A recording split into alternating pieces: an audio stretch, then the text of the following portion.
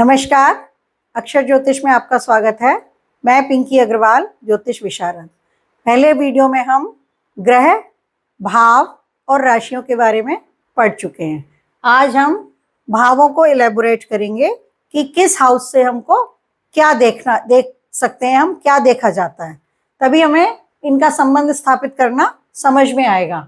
पिछले चैप्टर में हमने हाउसेस पढ़े थे, हाउसेस के नाम पढ़ लिए थे। ये प्रथम है, द्वितीय, तृतीय, चतुर्थ, पंचम, षष्ठम भाव, सप्तम भाव, ये हमारा अष्टम भाव, नवम भाव, दशम भाव, एकादश और द्वादश भाव। और अब हम पढ़ेंगे कि किस हाउस से हम क्या देखते हैं। तो पहला जो भाव है, जो लग्न भाव है, इससे हम तन देखते हैं। तन का मतलब है हमारा शरीर। इसमें तन में सब कुछ आ जाएगा, रंग, रूप, आकृति, हमारी कद काठी, सारा कुछ आएगा। पहले एक बार हम एक एक शब्द से सारे हाउसेस को समझेंगे, ताकि एक एक शब्द हमारे दिमाग में थोड़ा सा सेट हो जाए कि ये तन भाव है, ये धन भाव है। द्वितीय भाव है धन भाव, ये हमारा संचित धन होता है, जो हम बैंक बैलेंस जमा करते हैं ना, इकट्ठा करते हैं, वो होता है, धन भाव में आता है। उसको यहाँ से देखेंगे कि हमारा कलेक्शन कितना होगा कि नहीं होगा, वो सारी बातें हम आगे पढ़ेंगे। इसी तरह से ये छोटे भाई बहनों का भ्रातृ का भाव है। और चौथा भाव माता का होता है, इसको मातृ कहते हैं। अभी हम और भी इसमें और शब्द भी ऐड करेंगे, एक बार हम पहले एक एक शब्द से जान लें। पंचम भाव संतान का है, इसलिए हमने यहाँ पे पुत्र लिख दिया। छठा भाव हमारा शत्रुओं का होता है।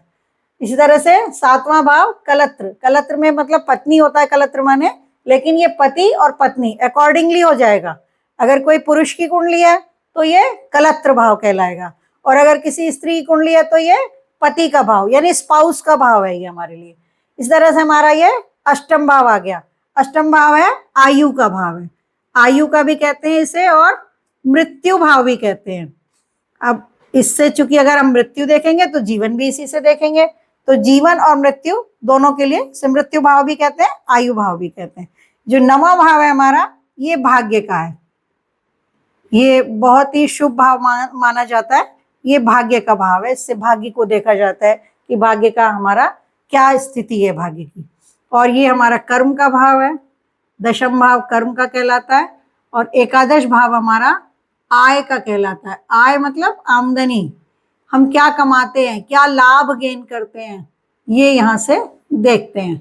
आय का भाव है, या इसको लाभ भाव भी कहते हैं, एकादश भाव है ये हमारा, ठीक है। और ये बारहवां भाव है, इसको कहते हैं व्यय का, खर्चे, हर तरह के खर्चे।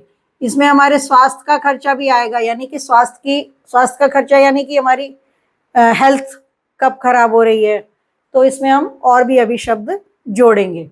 अब तन में हमारा और क्या क्या आ जाएगा, शरीर के साथ स्वास्थ्य आ जाएगा। यहाँ पे स्वास्थ्य यानी कि लग्न भाव और लग्न के मालिक, जिसे हम लग्नेश कहते हैं, उससे हमें पता चलेगा कि हमारा स्वास्थ्य कैसा रहने वाला है, अच्छा या थोड़ा बहुत खराब। तो ये रूप रंग भी इसी से पता चलता है, रूप, हमारा रंग, ये चीजें हम देखते हैं। एक्चुअली देखा जाए तो पूरी कुंडली में बहुत ही इंपॉर्टेंट भाव है ये, जो सबसे पहला है, जिसका नाम हमने लग्न लिखा है। क्यों है? क्योंकि संसार में आने के बाद में जो कुछ भी व्यक्ति को चाहिए, किसको चाहिए? भाग्य चाहिए तो व्यक्ति को चाहिए, संतान चाहिए तो व्यक्ति को चाहिए, पति या पत्नी चाहिए तो भी हम जातक को ही चाहिए, आयु, जीवन, जो भी हमें चाहिए वो सब कुछ व्यक्ति को चाहिए। तो व्यक्ति के लिए, व्यक्ति खुद जो है वो स्वयं, इसमें बोलते हैं स्वयं का भाव है ये। तो ये बहुत ही इंपॉर्टेंट भाव है, इसको सबसे महत्वपूर्ण भाव माना गया है, ठीक है। अब दूसरे में धन के साथ धन, कुटुंब भी हमारा इसी में आता है, और वाणी हमारी इसमें आती है।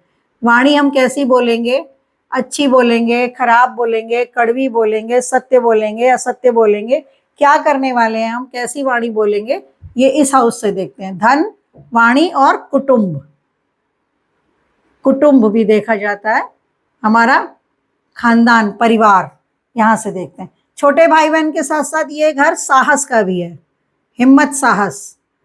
और बाजू है ये हमारे, बाजू। अब कहने में आता है ना मेरा छोटा भाई मेरा बाजू है, तो ये बाजू भी इस घर में, इसी हाउस में आते हैं। कंधे भी आते हैं, गला भी आता है इसमें। गला, अब गला यहाँ क्यों देखेंगे, सिंगिंग अगर कोई कर रहा है तो गला इस घर से देखा जाएगा। वाणी यहां से देखेंगे, गला यहां से देखेंगे। माता के साथ भूमि, भूमि भवन, भवन मकान, और वाहन लग्जरी की चीजें, हमारे वाहन, हमारा भवन, हमारा घर कैसा होगा, हमारी माँ कैसी होगी, मातृभूमि कैसी होगी, ये हम चौथे घर से जान सकते हैं। इस तरह से पंचम भाव से पुत्र के अलावा शिक्षा भी देखी जाती है कि हमारी शिक्षा कैसी होगी। और इसके अलावा और क्या देखते हैं हम इससे, मनोरंजन का भी भाव है ये, मनोरंजन का भाव है ये, मनोरंजन।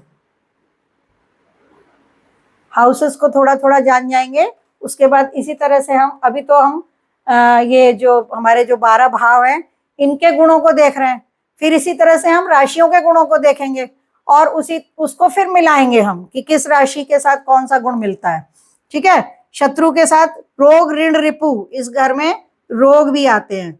रोग हमें होगा, नहीं होगा, होगा तो हम ठीक होंगे, नहीं होंगे, क्या स्थिति हमारे रोग की बनेगी।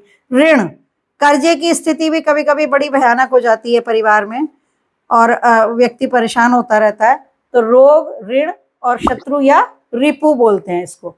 ये हाउस भी मतलब काफी देखना पड़ता है कि ये कैसी स्थिति है इसकी। अब ये इसमें कलत्र आ गया, इसमें पति पत्नी आ जाएंगे, पति भी आ जाएगा, पत्नी आ गई, कलत्र माने पत्नी आ गई। इसके अलावा यहाँ पे साझेदारी है, साझेदारी कि अगर हम कोई व्यापार वगैरह कर रहे हैं तो हमारे साझेदार हम रख सकते हैं, नहीं रख सकते हैं, हमारे साझेदारों के साथ पटेगा कि नहीं पटेगा। इस हाउस की स्थिति से, इसके लॉर्ड की स्थिति से हमें ये पता चलता है कि साझेदारी की पोजीशन, यानी कि एक तरह से व्यवसाय का, व्यापार का भी घर है ये, क्योंकि व्यापार में साझेदारी देखी जाती है ना। अब आयु और मृत्यु का भाव है ये दुर्घटना का भी भाव है। इसमें कोई अचानक जो दुर्घटनाएं होती है ना, दुर्घटना, ये दुर्घटना का भाव है। इससे सडन एक्सीडेंट पता चलता है, इससे ही हमें वसीयत पता चलती है। वसीयत में हमें कुछ मिलने वाला है या नहीं मिलने वाला है, ये क्वेश्चन भी अक्सर काफी लोग पूछते हैं कि हमें वसीयत से कुछ मिलेगा कि नहीं मिलेगा, तो वसीयत इसमें आती है। और दुर्घटना, इस हाउस में हम देखते हैं कभी कोई दुर्घटना हो रही है या कुछ हो रही है तो। ये जो भाग्य का भाव है ये एक्चुअली धर्म का भाव भी है। अब ये धर्म का भाव है तो नॉर्मल अर्थ में यही निकाला जाएगा कि हम धार्मिक होंगे कि नहीं होंगे, कि धर्म में हमारी आस्था होगी कि नहीं होगी। लेकिन इसके अलावा पौराणिक विषयों को पढ़ने में रुचि होगी कि नहीं होगी, हम इंटरेस्ट लेंगे कि नहीं लेंगे, दूसरे धर्मों में हमारा रुझान होगा, अपने धर्म को छोड़कर दूसरे धर्म की तरफ जाएंगे, इस तरह की स्थितियां भी यहाँ देखी जाती। इसमें ऐसे पौराणिक भाषा, संस्कृत वगैरह जो है ना, ये भी इस घर से देखी जाती है।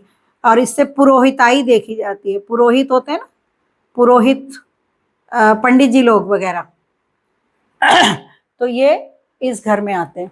इसी तरह से कर्म का भाव जो है इसमें यश, मान, सम्मान, ये यहाँ पर देखने को मिलेगा। यहाँ से देखा जाएगा कि सम्मान प्राप्त होगा या नहीं प्राप्त होगा। अपमान इस घर से देखते हैं, अष्टम भाव से अपमान का भाव है ये। अष्टम भाव जो है ये अपमान का है और सम्मान का दशम भाव है। इसी तरह से हमारी इनकम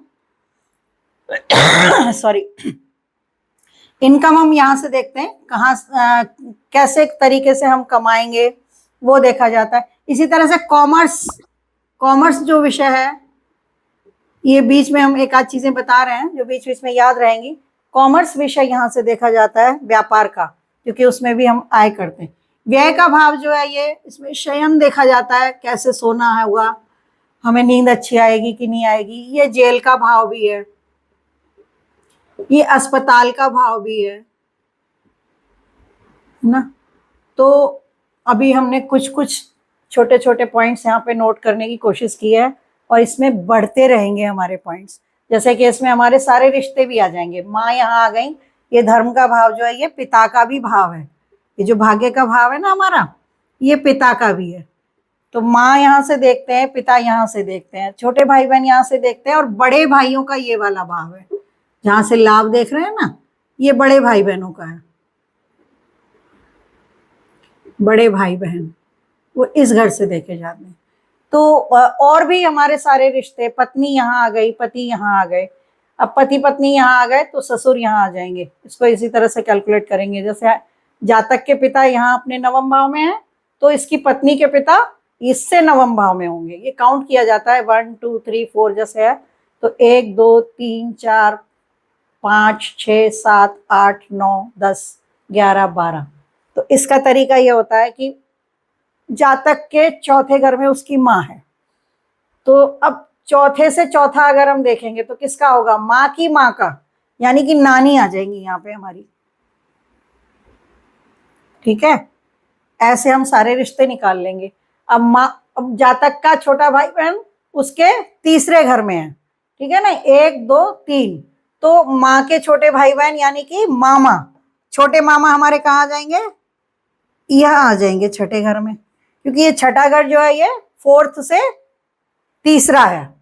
ठीक है ना, तो अब जातक का छोटा भाई बहन इसके तीसरे घर में है, तो माँ का छोटा भाई बहन यानी मामा, मामा इस घर में आ जाएंगे। ठीक, इसी तरह से ये पति का भाव है अगर, तो पति के छोटे भाई बहन कहाँ जाएंगे? इससे तीसरे घर में, तो 1 2 3 यहाँ आ जाएंगे आपके देवर, देवर या छोटी ननद। तो हम इस तरीके, हम क्यों बता रहे हैं कि ऐसे कैलकुलेट करके हम सब रिश्तों को यहाँ पे निकाल सकते हैं। अच्छा, ये तो बात हुई रिश्तों की। इसी तरह से बॉडी पार्ट की है, जैसे ये तो तन है तो पूरा ही शरीर है हमारा, लग्न तो है तो पूरा शरीर है, लेकिन और भी तो बॉडी पार्ट है, सबके अलग अलग प्रॉब्लम्स होती हैं। जैसे सेकंड हाउस में हमारी आंख आ जाती है, चेहरा आ जाता है, यहाँ पे आंख आ जाती है, इसमें दाहिनी आंख बोलते हैं, चेहरा बोलते हैं यहाँ पे, कि चेहरा यहाँ पर आएगा। वाणी भी है ना इसमें, वाणी भी है हमारी, ये भी फेस में ही आती है। उसके बाद गला, यहाँ पे मैंने बता ही दिया आपको। यहाँ पर छाती, चेस्ट है ना, छाती आती है यहाँ पर।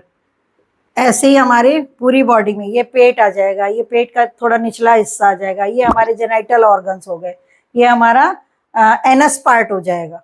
ठीक है, इस तरीके से ये जांग हो जाएगी, और यहाँ पर घुटने, फिर ये घुटने से नीचे का पोर्शन, और यहाँ पर पैर। अब ये केवल पैर आ रहा है ना पदतल, तो नृत्य जो होता है ना, नृत्य डांस, वो भी हम जो है 12वें घर से देखते हैं। तो इसी तरह से हमें चीजें मिला मिला के इसको लर्न करना पड़ेगा। अब जैसे हमने ये चार्ट बनाया है, ऐसे आप भी 2-4 बार बनाइए। ये 12वां घर जो है ये मोक्ष का भी है, क्योंकि ये हमारा पूरी तरह से जो व्यय भाव है ना, इसलिए इसमें मोक्ष भी आ जाता है। अच्छा, कौन सा वाला अच्छा आएगा मोक्ष में? ये वाला अच्छा आएगा, मोक्ष। तो ये मोक्ष हो गया, निद्रा का है ये घर, धन कुटुंब वाणी है।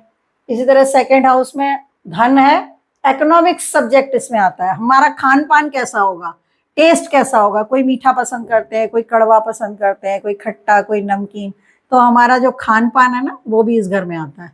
लिख लेते हैं, क्योंकि ये तो हमें बार बार समझना ही पड़ेगा कि हमको अगर कोई प्रश्न है या हमें कोई चीज़ का विचार करना है। खाना पीना लिख लेते हैं, तो हम कहाँ से देखें, ये हमें आना बहुत ज़रूरी है। खाना पीना हमारा ये सेकंड हाउस में आएगा। इसी तरह से इकोनॉमिक्स सब्जेक्ट होता है, इकोनॉमिक्स, वो भी सेकंड हाउस से देखा जाता है।